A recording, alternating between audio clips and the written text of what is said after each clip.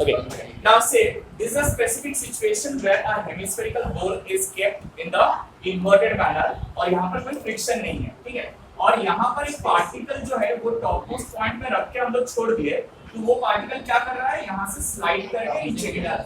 तो क्या वो एग्जैक्टली इसका साइड के हिसाब से गिर के एग्जैक्टली यहाँ गिरेगा? राइट। जब वो नीचे आएगा उसका स्पीड बढ़ते जाएगा, तो एक पॉइंट होगा जहां से वो कांटेक्ट छोड़ के निकल जाएगा, निकल के आके यहाँ नीचे गिरे, ठीक है? एक पॉइंट को यहाँ रखा, कोई फ्रिक्शन नहीं है, तो क्या वो रोल करके एकदम यहाँ पर आके सीधा गिरेगा? नहीं रहेगा। क्यों? जैसे वो यहाँ से नीचे गिरेगा, कोई फ्रिक्शन नहीं है ना, तो इट विल ऑब्वियसली इसका वेलोसिटी बढ़ते जाएगा, बढ़ते बढ़ते एक पॉइंट आएगा जहां पर वो और इसका कांटेक्ट में नहीं रह पाएगा, टेंजेंशियली निकल जाएगा, ठीक है? वो कहां पर होगा?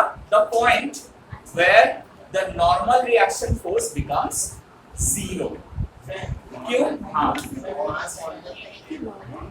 हेवी भी रहे उससे कोई फर्क नहीं पड़ता है, अगर फ्रिक्शन नहीं रहेगा ना तो वो वही वाला हाइट से गिर जाएगा, because you see when we do the calculation it will be independent of the mass, मतलब मास के ऊपर डिपेंड नहीं करेगा। राइट, अलग अलग पॉइंट से वो गिर जाएगा, ठीक है? लेकिन ये पॉइंट कौन सा हाइट में होगा वो कैसे डिटरमाइन करेगा? So for give the heading for a body of mass m, ये जल्दी से लिख लो, placed at the top of an inverted hemisphere of inverted frictionless hemisphere, frictionless for a body of mass m placed at the top of an inverted frictionless hemisphere, the height at which it gets detached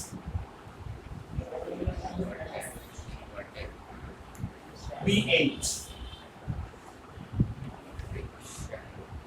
radius of hemisphere is R, ठीक है?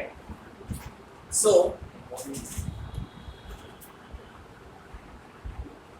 at the point of detachment, at the point of detachment n क्या है? n का value 0 होगा। क्यों 0 होगा? Detach मतलब क्या? Contact less, normal reaction force का कॉन्टैक्ट फोर्स, और अगर कॉन्टैक्ट नहीं रहेगा नॉर्मल रिएक्शन फोर्स रहेगा, बस mg एक्ट, राइट, बस mg एक्ट रहेगा। मतलब मान लो वो ये वाला हाइट से,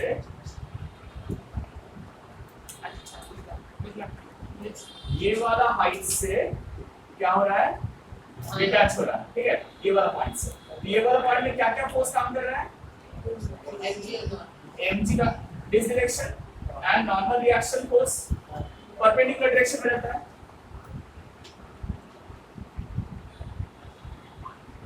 ये जो डिस्टेंस है ये is nothing but r, radius of the sphere है, हाँ या? अब मान लो ये वर्टिकल के साथ अगर थीटा एंगल बनाएगा, if this angle is theta then obviously this angle is theta, alternate. So mg का दो कंपोनेंट रहेगा, इस डायरेक्शन में क्या रहेगा? राइट, इस डायरेक्शन में mg sin थीटा रहेगा और इस डायरेक्शन में mg cos थीटा, राइट? सो देखो, general equation for a body doing circular motion is mg cos theta minus n is equal to y। ये एक सर्कुलर मोशन हो रहा है ना, तो कोई भी सर्कुलर मोशन के लिए resultant inward force should produce the necessary centripetal force, और रिजल्टेंट इनवर्ड फोर्स मतलब क्या? mg cos theta minus n, तो इसीलिए mg cos theta minus n is equal to the centripetal force। क्या समझ में नहीं आ रहा? हम बोले कि कोई भी पॉइंट में इसके ऊपर दो फोर्स काम करेगा, mg और m। सो mg का दो कंपोनेंट रहेगा, mg sin theta, mg cos theta. mg cos theta किसका डायरेक्शन में रहेगा? रेडियस का डायरेक्शन में रहेगा, मतलब टुवर्ड्स द सेंटर, और normal reaction force exactly away from the centre रहेगा। So mg cos theta minus m करने से we should get the resultant force that is acting towards the centre, and this body is making a circular motion. The resultant force which acts towards the center of a circular motion is called the centripetal force. So that should be equal to m square. Is that clear? Now, here no. Here the detachment implies n equal to अच्छा ये पहले लिखा है, at the point of detachment n is equal to 0. So ये n का value 0 कर देंगे हम लोग, तो हम लोग को क्या मिल रहा है? cos theta is equal to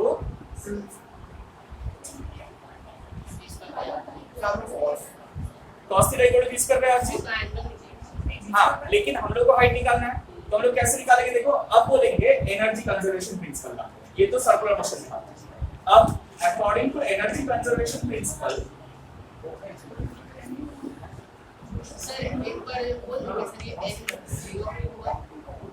अगर उससे खुल जा रहा है, मतलब निकल जा रहा है, तब और कांटेक्ट में हो रहा है, कांटेक्ट में नहीं रहेगा तो नॉर्मल रिएक्शन फोर्स काम करता है, n0 हो जाएगा। कोई भी साउंड अगर तुमको दिया हुआ रहेगा जहां पर कांटेक्ट लूज हो रहा है, कहीं पर भी तो बोला जाएगा कि ये साउंड में ये पर्टिकुलर जगह में कांटेक्ट लूज हो जा रहा है, उसका मतलब है नॉर्मल रिएक्शन फोर्स को हम लोग को 0 है। ठीक है, जहां पर भी कांटेक्ट नहीं हो, according to conservation of energy principle, कौन-कौन सी जगह से? Top most point and the point of detachment. Top most point पे इसका हाइट कितना था बताओ? r जहां से गिरा वहां से हाइट h है, समझना? सो टॉप मोस्ट पॉइंट में उसका काइनेटिक एनर्जी कितना था? 0।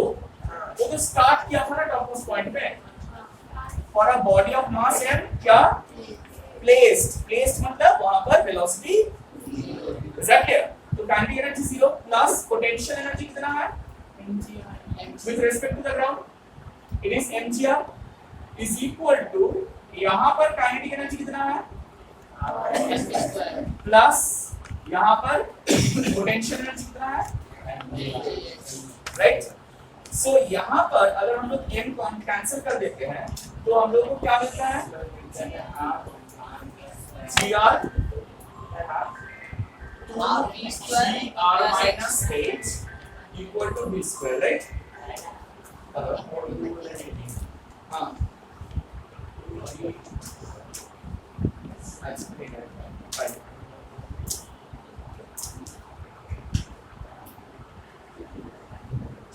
वेल सो अब देखो, ये इक्वेशन 2 ले लो और ये इक्वेशन 1 ले लो।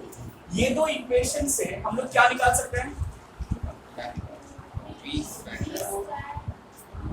h निकाल सकते हैं, cos थीटा का वैल्यू निकाल सकते हैं इन टर्म्स ऑफ h, वहां पर वो डिटैच होगा। सो देखो, ये और ये इसमें से v स्क्वायर हम लोग सब्स्टिट्यूट कर देंगे, अगर cos theta by rg, so h cancels, that means cos theta is equal to 2 into h by r। क्या ये समझ में नहीं है? डायग्राम बनाएंगे, हाँ, ना बनाने से कैसे चलेगा? तो so whenever a sum of this type comes, in general what this give you, they give you the value of theta, कि इतना डिग्री में डिटैच होगा तो फाइंड आउट कितना हाइट में डिटैच होगा, या तुम लोग बोल देगा कि कितना हाइट में डिटैच होगा, तुमको कितना डिग्री में डिटैच होगा वो निकालना। सर ऐसे डायग्राम बनाए तो सही लगेगा कि डिटैच नहीं, वेलोसिटी मतलब 90 डिग्री बढ़ेगा ना, तो वेलोसिटी बढ़ेगा तो एक पॉइंट में जाके वो और सीधा इसका स्लोप जो है वो मेंटेन नहीं कर पाएगा, क्योंकि स्लोप बढ़ते जा रहा है ना, स्लोप बढ़ते जा रहा है ना, तो वो मतलब हाँ मेंटेन नहीं कर पाएगा, वो यहाँ से निकल जाएगा, निकल के ऐसे जैसे रोलर कोस्टर पे थोड़ा सा ऐसे छोटा खड़ा हो जाता है। अरे ये देखा होगा तुम लोगों ने कि जब कोई बाइक बहुत स्पीड में जाता है और ऐसे एक आर्क ब्रिज रहता है तो वो आर्क ब्रिज का एक पॉइंट में जाके वो कूद जाता है ना। समझ आया? स्पीड है ऊपर जाते हुए राइट। तो ये नीचे नीचे जाते हुए भी होता है, मतलब मान लो उसका स्पीड बहुत ज्यादा नहीं है तो वो ऊपर को क्रॉस कर लेता है, लेकिन थोड़ा जैसे क्रॉस करके निकलता है वहां से नीचे आता है। या देखना वो बम्पर रहता है ना, बहुत हाई स्पीड में कार जाता है तो वो बम्पर के ऊपर से उड़ जाता है। उसका साइज का पिक्चर बोले क्या बोले तुम्हारा डन डन डन।